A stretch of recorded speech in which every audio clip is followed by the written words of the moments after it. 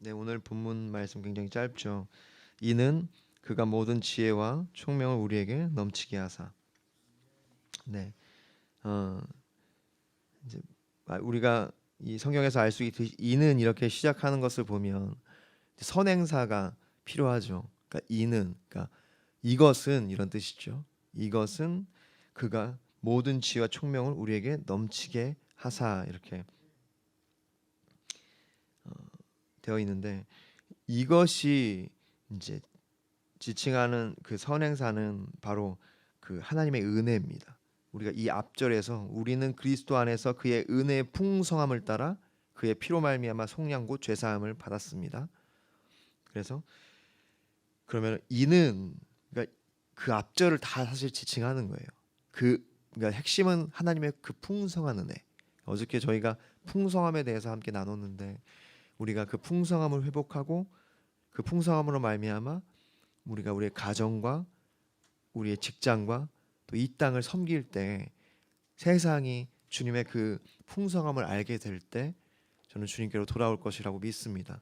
사람들이 세상에서 지치고 어려운 이유가 세상이 강팍하고 팍팍하고 쉼이 없기 때문에 풍성한 그리스도의 공동체를 만나면 마음이 녹고 돌아오게 되는 줄 믿습니다. 그래서 그 풍성한 은혜로 말미암아 우리가 속량, 즉 죄사함, 해방, 죄로부터의 해방을 얻었어요. 오직 예수 그리스도의 피로. 그래서 이 모든 것은 우리로 하여금 그가 모든 지혜와 총명을 우리로 하여금 넘치게 하시기 위함이다. 이런 말씀이죠. 오늘 본문은. 그 은혜의 풍성함을 따라 모든 지혜와 총명을 넘치게 하사. 그러니까 이게 지혜와 총명에다가 지금 그것을 수식하는 게 두 가지죠. 모든이 있고 그리고 넘치게 한다. 동사고요. 넘치게 한다는 것은 그러니까 모든 지혜와 총명을 넘치게 한다. 그러니까 이것이 그 어저께 우리가 나눴던 그 풍성함의 은혜의 좀 연속이라고 생각합니다. 그러니까 바울은 지금 이 구절에서 지혜와 총명이라고 그냥 하지 않고 모든이라는 그 원어를 이제 쓰고 있다는 거예요. 그러니까 붙이고 있다는 거죠. 그러니까 모든 지혜와 총명. 그러니까 보통 성경에서 지혜와 총명에 대해서 많이 나옵니다. 여러분 그 지혜와 총명에서 굉장히 많이 나오는데 이렇게 모든이라는 단어를 많이 쓰진 않아요. 그러니까 오늘 바울은 그 모든 지혜와 총명이라고 하면서 하나님이 우리에게 지혜와 총명을 주실 때 정말 풍성하게 모든 것을 다 이해하고 우리의 삶에 적절하게 적용할 수 있도록 주신다는 뜻이죠. 그래서 우리가 그 지혜와 총명을 소망했으면 좋겠습니다. 그럼 그 지혜와 총명이 무엇인가? 먼저 여기서 말하면 지혜는요, 객관적인 하나님의 말씀이라고 여러분 생각하시면 됩니다. 지혜는 사물의 중심을 꿰뚫어 보는 지식, 즉 사물을 사실 그대로 아는 지식. 그러니까 다시 말해서 하나님이 창조하신 그 사물과 세상을 꿰뚫어 보는 그 중심을 꿰뚫어 보는 지식, 객관적인 지식이라고 여러분 생각하시면 돼요. 말들이 조금 어렵죠? 다시 말해서 하나님의 계시의 본질을 알아가게 하는 객관적인 영감이라고 이제 표현하는데 더 어렵죠. 그러니까 이게 그냥 쉽게 말하면은 우리가 이 하나님이 주시는 지혜를 얻게 되면은 이 세상의 것들이 하나님의 그 시각에서 다시 한번 깨달아지기 시작한다는 겁니다. 하나님이 없는 지식이 우리 안에 있을 때 세상의 지식은요, 그냥 우리로 하여금 원인을 알게 해요. 그냥 과학적인 어떤 지식으로 우리가 어떤 굉장히 논리적인 지식으로 우리가 그런 어떤 지혜를 얻게 되거든요. 세상에서는 그렇게 지혜 있다고 얘기하죠. 근데 하나님의 지혜는요, 그런 지혜가 아니라 구별되는 지혜예요. 하나님은 언제나 이 지혜라고 얘기할 때는 세상의 지혜, 하나님의 지혜와 세상의 지혜를 대조하십니다. 그러니까 세상의 지혜는 하나님의 지혜를 볼 때 미련해 보여요. 전도에 미련한 것으로 주님이 그 복음을 전하기로 하셨듯이, 그렇지만 우리가 하나님의 지혜를 깨닫기 시작할 때는 그 만물의 원인, 그것이 정말 알아지는 것이고, 그럴 때 우리가 하나님의 길이 무엇인지 알게 되는 것입니다. 다시 말해서 객관적인 지식을 얘기해요. 객관적으로 이것이 무엇이고 저것이 무엇인지. 그러면 그 뒤에 나오는 총명이 무엇이냐? 총명은 이제 영어로 했는데 뭐 여러 가지 해석본이 있겠지만, 그 중에 저는 인사이트라고 해석한 게 되게 제 마음에 많이 와닿아요. 그러니까 인사이트가 여러분 뭔지 아십니까? 그런 거예요. 어떤 일을 할 때 뭔가 영감, 직감이 딱 떠오르거나 뭔가 아이디어가 딱 떠오르는 것을 인사이트라고 하거든요. 영어에서는. 그러니까 오늘 그 성경 이 총명을 영어에서 번역할 때는 인사이트로 했어요. 그러니까 원어는 이제 헬라어 다른 이제 단어인데, 이것은 주관적인, 그러니까 객관적인 지혜에 대한, 그러니까 지혜에 대한 주관적인 그 적용, 이해력이라고 생각하시면 됩니다. 그러니까 우리가 하나님이 주신 그 지혜로 사람들이 다시 보이기 시작하고 만물이 다시 보이기 시작할 때가 있다고 믿습니다. 그럴 때 그것에 대해서 내가 적용, 이해해서 그것을 이해력, 주관적인 것으로 받아들이고 내 삶에 풀어내기 시작하는 것을 이제 오늘 성경은 총명이라고 말씀하고 있다는 것입니다. 좀 이해가 되시나요? 지혜는 객관적인 거예요. 그리고 총명은 좀 주관적인 것이라고 여러분 이해하시면 좋을 것 같습니다. 지혜는 하나님이 계획하신 목적들을 위해 도덕적인 수단들에 의한 마음의 집합적인 활동이며, 총명은 성품을 통제하는 실제적인 이성의 통찰력이라고 할 수 있다. 이렇게 이제 학자들은 얘기해요. 통찰력. 그러니까 우리가 이제 삶을 살아갈 때 진짜 중요한 게 통찰력이거든요. 통찰력이 없고 총명이 없으면요, 실수가 많고 그 미래를 예측하지 못하고 헛심을 많이 써요. 뭐를 막 해요. 근데 알고 보니까 이걸 할 게 아니었어. 그래서 다시 덮어놔. 통찰력이 없으면 또 다른 걸 막 해. 그러니까 이제 그냥 눈에 보이는 대로, 내가 그냥 이끌리는 대로 한다는 거예요. 그건 통찰력이 아니에요. 통찰력은요, 하나님이 주신 지혜로 말미암아 그 성품 안에서 내가 그것을 하기 시작할 때 이것이 오랫동안 쌓이기 시작하는 거예요. 그러니까 삶을 관통하는, 역사를 관통하는 그런 행동이 나온다는 거예요. 통찰력이 없는 사람, 하나님이 주신 지혜로 말미암은 그 총명, 인사이트가 없는 사람은요, 오늘은 이 일을 하고 내일은 저 일을 하고 모레는 저 일을 합니다. 그리고 힘들어해요. 제 얘기예요, 제 얘기. 그래서 지혜가 필요하고 총명이 필요합니다. 지혜를 주시면 내가 이것을 제하고 저것을 제하고 정말 평생에 할 일을 보기 시작해요. 최춘선 할아버지 혹시 아십니까? 충성은 열매 가운데 하나요. 그가 굉장히 똑똑한 사람이었고 인텔리였고 많은 것을 아는 사람이었어요. 그런데 그가 하나님이 주신 마음으로 이 시대를 보며 시대의 어떤 무너져가는 어떤 모든 것들을 보면서 그의 부르심은 거린과 같이 맨발로 지하철에서 진리를 선포하는 거였어요. 그래서 끊임없이 그렇게 진리를 선포하죠. 사람들은 미친 사람이라고 생각했어요. 근데 그가 했던 말이 영상에 담겼죠. 충성은 열매 가운데 하나요. 계속 사람들에게 진리를 선포했어요. 사람들은 미친 사람인 줄 알았고 그냥 그 정신이 나간 사람인 줄 알았어요. 아니, 그런 게 아니었어요. 그는 하나님이 주시는 그 자신만의 사명을 가지고 그 일을 한 거예요. 근데 그것이 통찰력이라는 겁니다. 사람들은 미친 사람이라고 얘기하고 그거 왜 하냐고 얘기해도 통찰력을 주신 그 통찰력이 있는 사람은 인생을 꿰뚫고 역사를 꿰뚫고 그것을 선포할 때 그것이 하나님이 사용하시는 도구가 된다는 것입니다. 그래서 우리가 오늘 이 예수 그리스도의 은혜로 말미암아 하나님이 그리스도 안에서 우리에게 주시는 그 풍성한 은혜로 말미암아 우리에게 주시는 또 하나의 유익은 뭐냐면 바로 모든 지혜와 총명이라는 것입니다. 여러분, 그래서 우리가 다니엘과 같은 지혜와 총명을 소망했으면 좋겠어요. 왜 우리는 그것을 포기하고 아무 그것에 대한 관심이 없습니까? 지혜가 없기 때문이고 총명이 없기 때문이에요.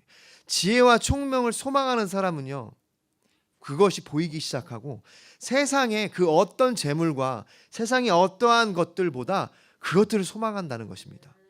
그것이 잠언의 우리를 향한 권면이에요. 지혜가, 그 총명이, 이 거리 양평, 그 굉장히 발전했잖아요. 지금 거기 삼거리, 그 삼거리가 옛날에는 별로 횡했는데 지금 뭐 차가 엄청 밀려요. 그 거리에서 지혜가 잠언은 선포한다고 되어 있어요. 외친다. 와서 이 지혜에 대해서 관심을 갖고 들으라. 그것이 주님의 마음이죠. 우리는 그 지혜에 관심을 갖기를 소망합니다. 이것은 인간의 노력이나 수고의 대가로 얻어지는 것이 아니에요. 아까 얘기했죠. 풍성한 하나님의 은혜로 말미암아 우리에게 거저 주시는 겁니다. 우리는 이것을 뭔가 노력으로 얻는 것이라고 생각하면 안 돼요. 그래서 은혜를 구해야 돼요.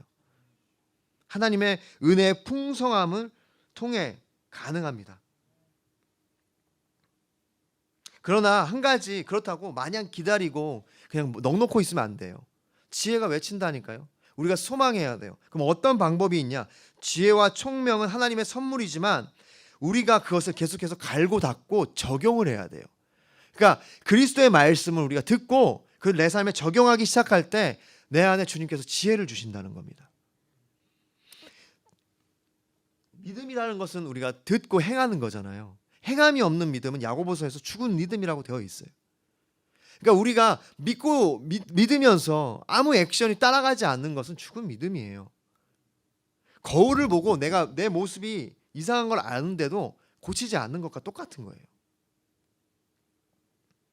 그래서 순종하며 갈고 닦으며 계속해서 사용해야 합니다. 그래서 이러한 지혜의 총명에 대해서 세 가지를 나누기를 원하는데, 첫 번째, 하나님의 지혜의 반대말은 인간의 지혜입니다.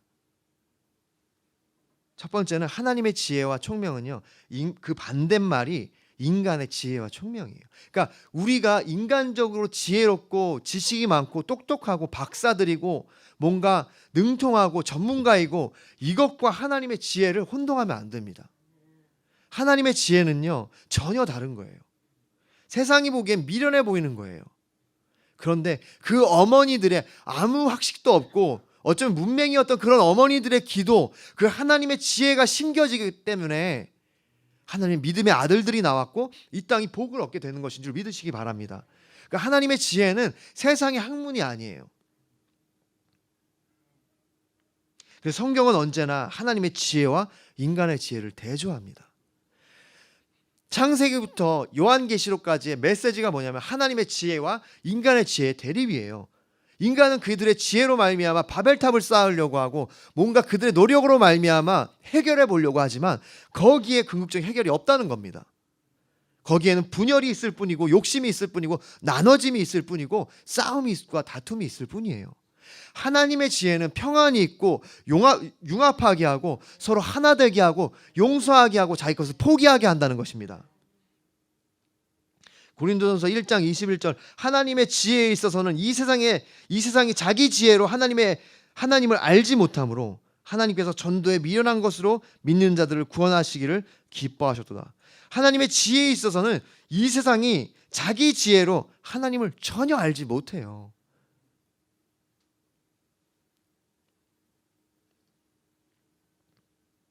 전혀 이해할 수 없습니다.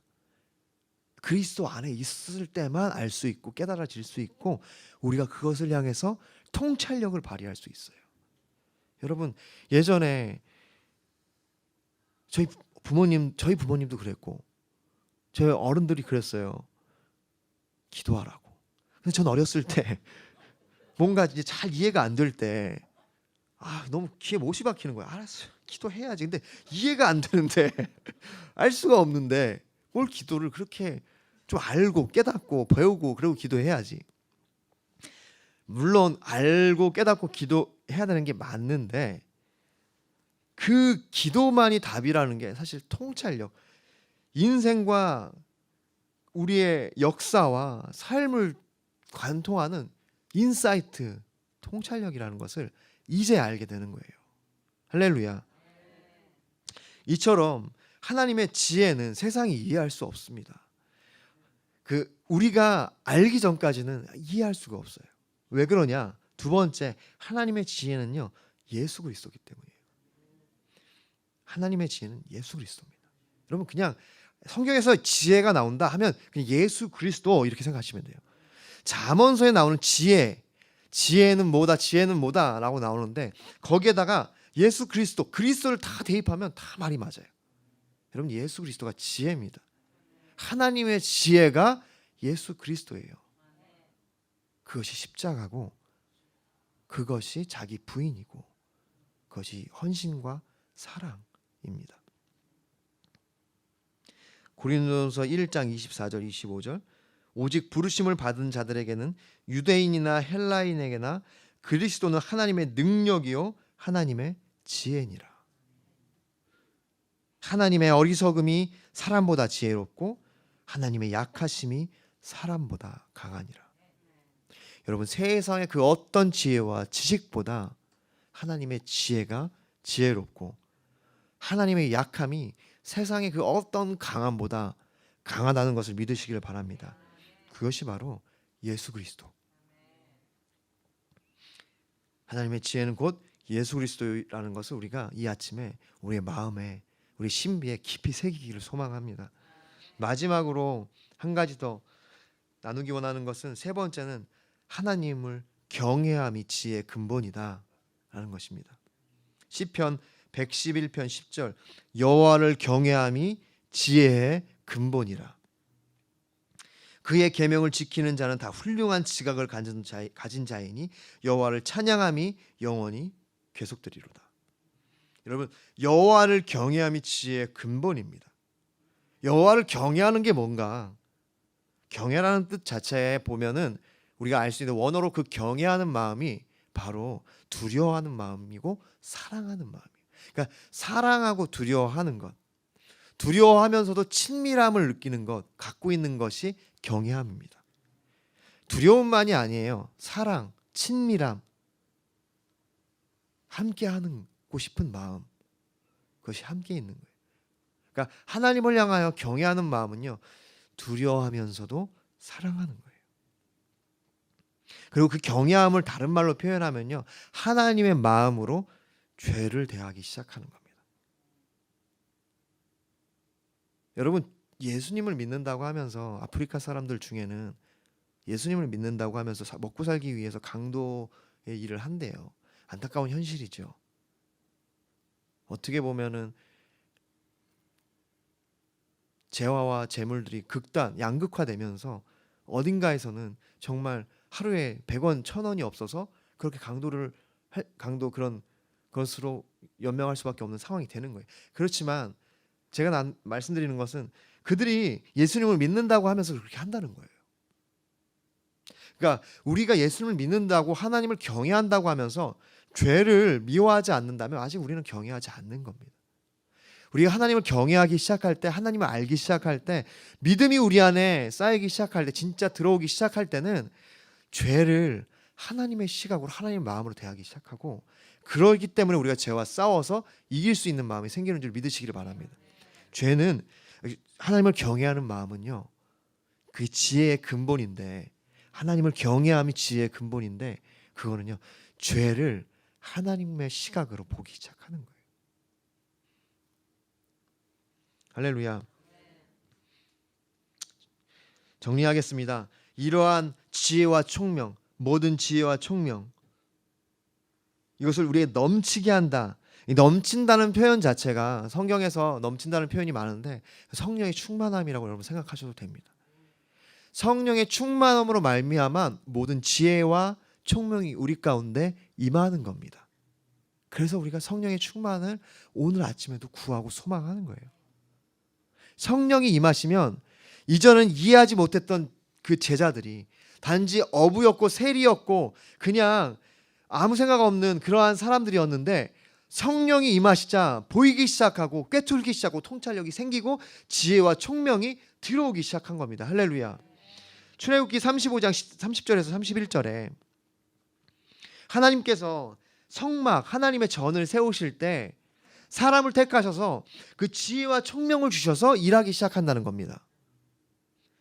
30절에 출애굽기 35장 30절에 모세가 이스라엘 자손에게 이르되 볼지어다 여호와께서 유다 지파의 홀의 손자요 우리의 아들인 부살레를 지명하여 부르시고 보세요. 31절에 하나님의 영을 그에게 충만하게 하여 지혜와 총명과 지식으로 여러 가지 일을 하게 하시되 하나님의 영으로 말미암아 지혜와 총명을 주셔서 하나님의 일을 하게 하신다는 겁니다.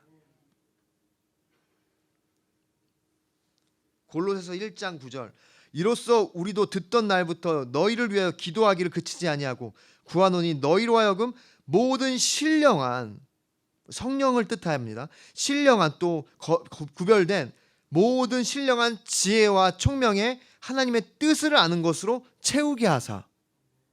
여러분 그 성령이 주시는 그 모든 신령한 지혜와 총명으로만 교회를 세울 수 있습니다. 우리 마물의 교회는 우리가 각자의 삶에 모든 성도들의 삶에 그 하나님을 위한 여호와를 위한 제단을 쌓아가는 삶을 시작하기를 원하면서 그 이름을 마물회라고 지었어요. 이제 곧 간판을 바꾸려고 합니다. 여러분 기도해 주십시오. 멋진 간판을 하고 싶어요. 그래서 세련되게. 그래서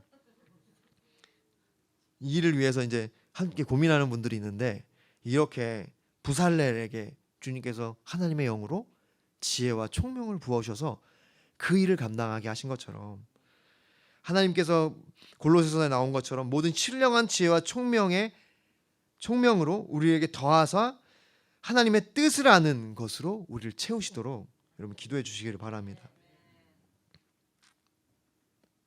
하나님의 뜻을 아는 것으로 채운다. 모든 신령한 지혜와 총명에 하나님의 뜻을 아는 것으로 채운다. 오늘 본문 말씀 이는 그가 모든 지혜와 총명을 우리에게 넘치게 한다. 주님이 채우신다는 겁니다. 그리스도 안에서 풍성한 하나님의 은혜로 풍성하게 하신다는 거예요. 믿으십니까? 마지막으로 에베소서 5장 18절입니다. 술 취하지 말라. 이는 방탕한 것이니 오직 성령으로 충만함을 받으라. 제가 너무도 좋아하는 A.W. 토저 목사님 그런 얘기 하셨어요. 성령에 충만하지 않으면, 그러니까 성령에 취하지 않으면 우리는 술에 취하게, 세상의 술에 취하게 될 것이다. 그게 즉 알코올뿐만 아니라 세상이라는 술에 취한다는 거예요. 우리가 성령에 취하지 않으면 우리는 세상의 술에 취할 것이다. 그는 단언을 했어요. 여러분 이게 통찰력이고 인사이트고 이것이 삶을 관통하는 그런 통찰력, 지혜, 총명인 줄 믿으시길 바랍니다. 우리가 성령에 충만할 때에만 그 지혜, 총명을 얻을 수 있고 성령에 충만하지 않으면 우린 세상의 술에 취할 수밖에 없어요. 그것은 세상 정말 술일 수도 있고 방탕함일 수도 있고 세상의 어떤 그러한 즐거움일 수도 있고 세상의 가치들일 겁니다. 할렐루야. 그러므로 이 아침에 우리가 오직 그 성령의 충만함을 소망하며 그 하나님이 주시는 인생을 관통하는 역사를 관통하는 그 지혜와 총명과 그 통찰력을 소망하시기를 여러분 간절히 원합니다. 함께 기도하겠습니다. 이 시간 같이 기도할 때 에베소서 5장 18절 말씀 술 취하지 말라. 여러분 어쩌면 우리가 얼마나 많은 순간 정말 세상에 취해 있는 것 같습니다. 성령의 충만함보다 세상의 술이 더 달콤해 보이는 것이 인생인 것 같아요. 거기 취하고 싶고 그것으로 소망과 위로를 삼고 싶은 것. 여러분 그러나 거기에는 그냥 허황됨만 허무함만 있을 뿐이에요. 채워지지 않습니다. 오직 성령의 충만함을 받으라. 그 지혜와 통찰력이 우리 안에 생길 때 인생이 보이기 시작하고 꿰뚫기 시작하고 진정한 기쁨이 우리 안에 충만하게 임하여 너희 기쁨을 충만하게 하려 함이라 라는 주님의 그 뜻이 우리의 삶에 이루어지는 줄 믿습니다. 오 주님, 세상의 술에 취하려고 했던 저의 심령을 용서하여 주시고 성령의 충만함을 사모하게 하사 그의 지혜와 총명으로 충만케 하여 주시옵소서. 우리 함께 주여 크게 한번 부르고 기도하기를 원합니다.